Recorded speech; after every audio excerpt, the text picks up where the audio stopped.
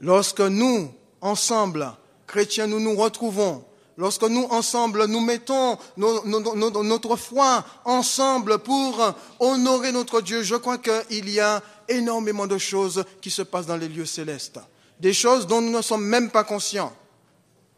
C'est la raison pour laquelle le diable ne veut pas que les chrétiens se réunissent. C'est la raison pour laquelle que le diable interdit, fait en sorte que les autorités ne nous donnent pas du tout des salles pour que nous puissions nous réunir. Il connaît la puissance de la communion fraternelle. Lorsque des chrétiens se réunissent ensemble pour adorer, pour honorer Dieu, eh bien le diable sait très bien qu'il y a des choses extraordinaires qui se passent dans les lieux célestes. Les puissances des ténèbres sont ébranlées lorsque le peuple de Dieu se met à louer, lorsque le peuple de Dieu se met à honorer, lorsque le peuple de Dieu se met à adorer. L'enfer tremble. Et le diable fait tout ce qui est en son pouvoir pour éviter que l'Église se réunisse, pour éviter que l'Église, dans son ensemble, accorde toute la journée au Seigneur. Mais je voudrais dire cet après-midi, peu importe le nombre que nous sommes, le diable est déjà vaincu au nom de Jésus. Il est déjà vaincu. À la croix du Calvaire, Jésus l'a déjà vaincu. Et lorsque nous nous retrouvons dans la maison de Dieu, nous disons à Satan, tu es vaincu. Parce que là, je suis là dans la maison du Seigneur. Lorsque nous offrons toute la journée au Seigneur, nous lui disons qu'il est déjà vaincu. Au nom de Jésus. Parce que nous avons décidé dans notre cœur d'accorder toute notre attention, toute cette journée à celui qui nous a sauvés, à celui qui nous a délivrés, à celui qui nous a donné le pouvoir aussi de marcher sur toute la puissance de l'ennemi. Dans le psaume, chapitre 26, verset 8, David pouvait dire « Éternel, combien j'aime le séjour de ta maison !» J'aime le séjour de ta maison, le lieu où ta gloire habite. Amen. J'aime le séjour de ta maison, le lieu où ta gloire habite.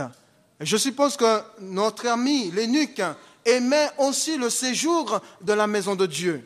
Et peut-être, chaque année, il préparait son voyage en direction de Jérusalem.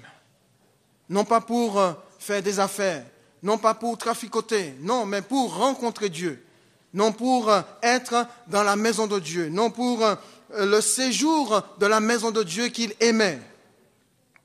David savait combien il était important pour lui de rester dans la maison de Dieu, d'être connecté avec la maison de Dieu. Et tant qu'il pouvait passer du temps dans la maison de Dieu, eh bien David le faisait. Je pense à Samuel, qui a été placé très jeune dans la maison du Seigneur pour servir Dieu. Eh bien, Samuel est resté connecté depuis que sa mère l'a placé dans la maison de Dieu pour le servir. Il a été connecté avec Dieu tout au long de sa vie, tout au long de sa marche. Et c'est par cette connexion, Dieu lui a donné la force, le courage, la puissance de pouvoir terminer sa marche dans la foi. Mon frère, ma soeur, si tu veux vraiment aller plus loin avec le Seigneur, si tu veux poursuivre ta marche de victoire en victoire et de gloire en gloire, reste connecté à la maison du Seigneur. La maison de Dieu était beaucoup plus importante pour David que son propre palais, le palais dans lequel il vivait. Et voilà ce que David va dire à Dieu. Je demande à l'Éternel une seule chose. Une seule chose. Il n'a pas dit deux.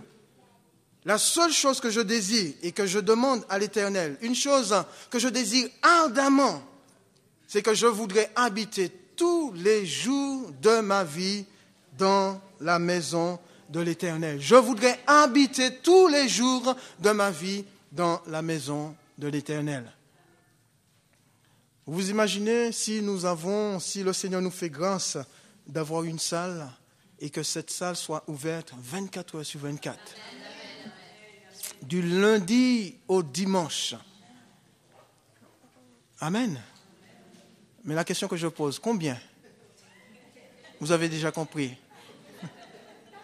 Combien seraient présents autant qu'ils le peuvent? Combien seraient présents dans la maison de Dieu?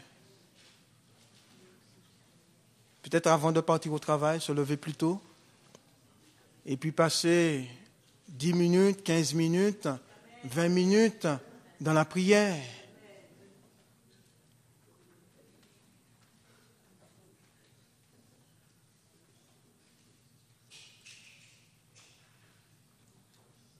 La connexion ne se fait pas uniquement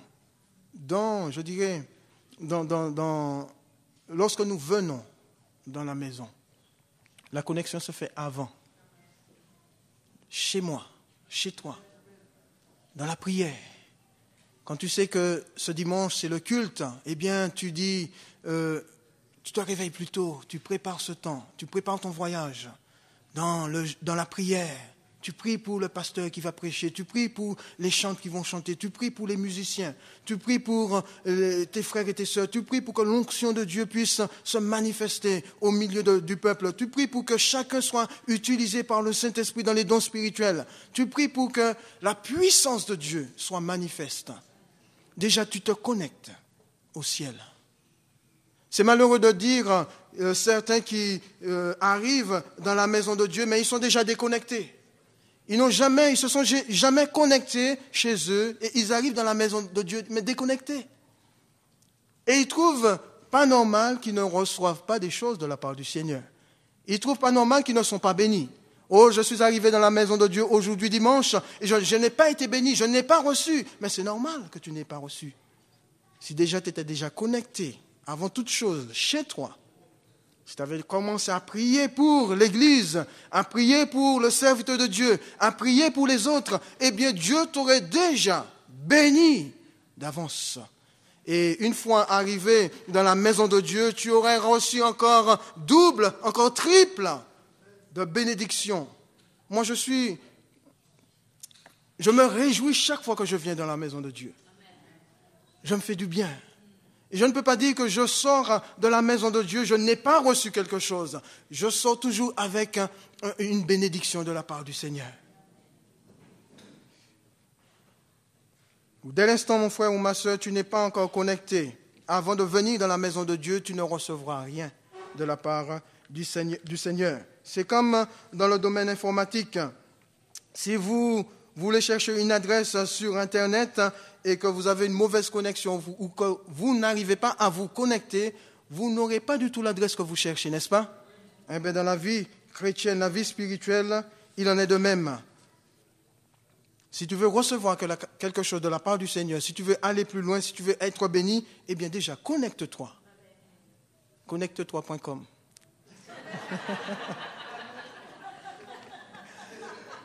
Connecte-toi déjà chez toi. Viens dans la maison de Dieu, arrive dans la maison de Dieu déjà connecté et non déconnecté. Deuxièmement, gardez la connexion avec la parole de Dieu. Il nous a dit, il s'en retournait assis sur son char et qu'est-ce qu'il faisait? Il lisait la parole de Dieu, le prophète Ésaïe. Il avait quitté Jérusalem, il avait quitté le temple. Il aurait pu dire, bon là j'ai fait mon service, c'est bon, j'ai fini ma journée avec Dieu, c'est bon, ça va, je rentre chez moi et je vais vaquer à mes occupations. Non. On le retrouve avec sa parole, avec la Bible, on le retrouve avec la Torah en train de lire le prophète Ésaïe. Non, il reste toujours connecté avec Dieu au moyen de la parole de Dieu. Mon frère, ma soeur, si tu veux continuer ta marche victorieuse avec Dieu, si tu veux aller plus loin avec le Seigneur, une fois que tu quitteras ce lieu, eh bien, ne te déconnecte pas. Reste toujours en liaison, en connexion constante avec le Dieu du ciel au moyen de sa parole.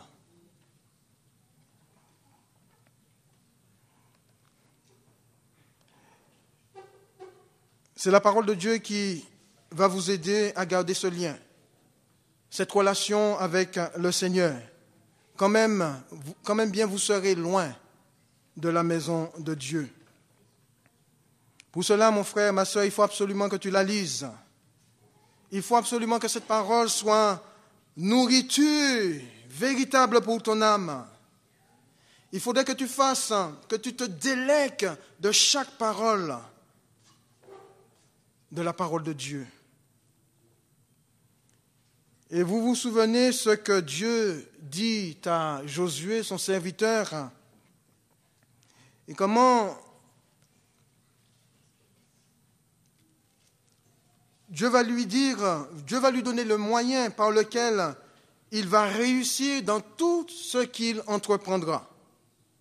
Et Dieu va lui dire, Josué, tu es mon serviteur, c'est moi qui t'ai appelé, c'est moi qui te donne la possibilité de faire entrer mon peuple dans le pays de la promesse. Moïse est mort. Maintenant, toute cette charge repose sur toi, Josué. Si tu veux réussir, Josué, si tu veux vraiment réussir, que le livre de la loi ne s'éloigne point de ta bouche, que le livre de la loi ne s'éloigne point de ta bouche, médite-le jour et nuit. Est-il possible de méditer la parole de Dieu jour et nuit? Moi, je dis que oui. Vous savez que notre esprit, je ne sais pas comment ça fonctionne la nuit, mais en tout cas, notre esprit ne s'endort pas. Et nous avons la possibilité de méditer la parole de Dieu, même la nuit.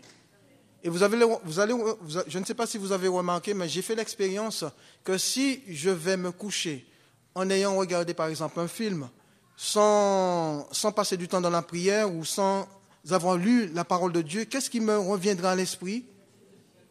Ben, tout ce que j'ai vu. Par contre, si j'ai regardé un documentaire ou un film et que, avant de me coucher, j'ai pris du temps avec le Seigneur, dans la prière, ou que je me suis mis à méditer la parole de Dieu, à lire la parole de Dieu, eh bien le soir, mon esprit va continuer à fonctionner en fonction par rapport à tout ce que j'ai pu lire, à tout ce que j'ai pu comprendre dans la parole de Dieu. D'où l'importance de la méditer, de la lire avant d'aller se coucher.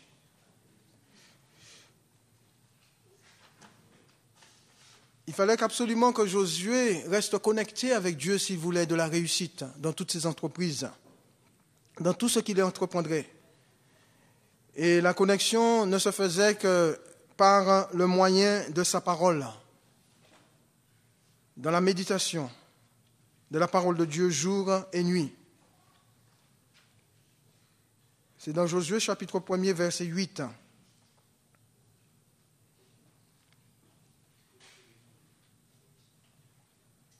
C'est important de la méditer, de la lire, mais c'est aussi important de la mettre en pratique. Dans Esdras, au chapitre 7, verset 10, il nous a dit qu'Esdras avait impliqué son cœur à étudier et à mettre en pratique la loi de l'Éternel et à l'enseigner au milieu du peuple, les lois et les ordonnances. Esdras, il avait appliqué son cœur à étudier la parole de Dieu, les lois de l'Éternel, et aussi appliquer son cœur à la mettre en pratique. Et il pouvait par la suite enseigner au peuple.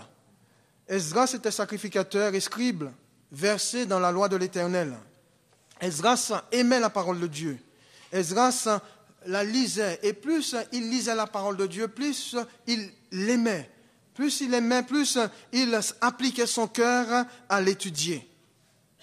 Plus il l'étudiait, plus il voulait.